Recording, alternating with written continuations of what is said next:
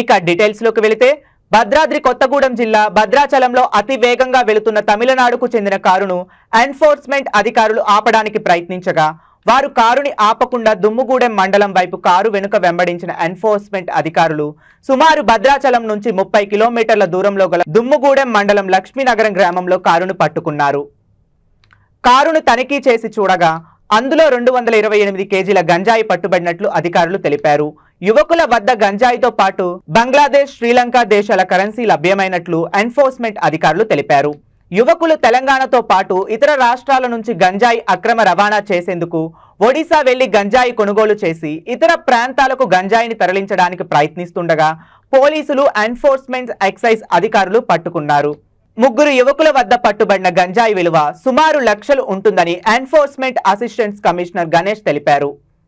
గంజాయి తరలిస్తున్న ముగ్గురు యువకులను అరెస్ట్ చేసి రిమాండ్కు తరలిస్తున్నట్లు తెలిపారు.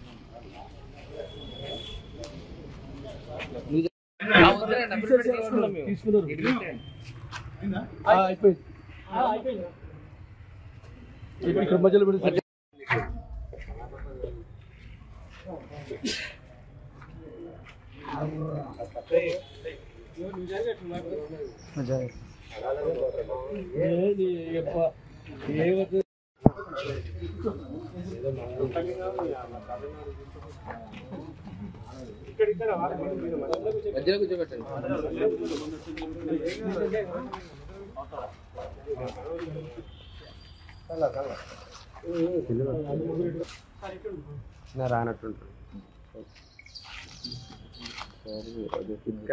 యాడ్ బాగుంది. మీరు ఆగండి.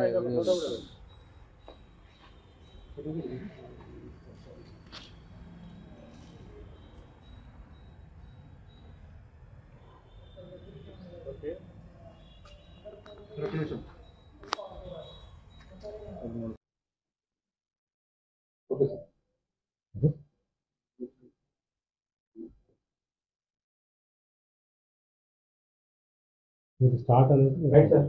Okay sir.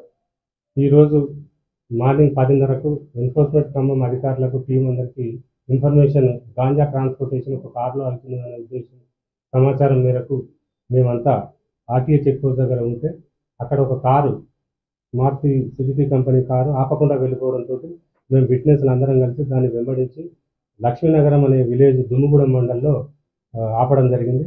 అక్కడ ఆపితే వెనుక డిక్కీలో మాకు సుమారు 228 కిలోల గాంజాయి ప్యాకెట్లు లభించి అందులో ముగ్గురు ముద్దాయిలు దొరికారు. ఈ గాంజాయిని సీలియర్లో 3,000 రూపాయలకు కొని చెన్నైకి విజయవాడ ద్వారా చెన్నైకి ట్రాన్స్పోర్ట్ చేస్తున్నట్టు వాళ్ళు చెప్పారు.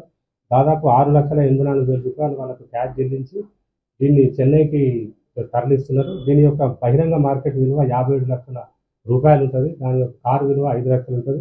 మొత్తం 62 లక్షల విలువ గల గంజాయిని కార్తో సహా సీజ్ చేయడం జరిగింది.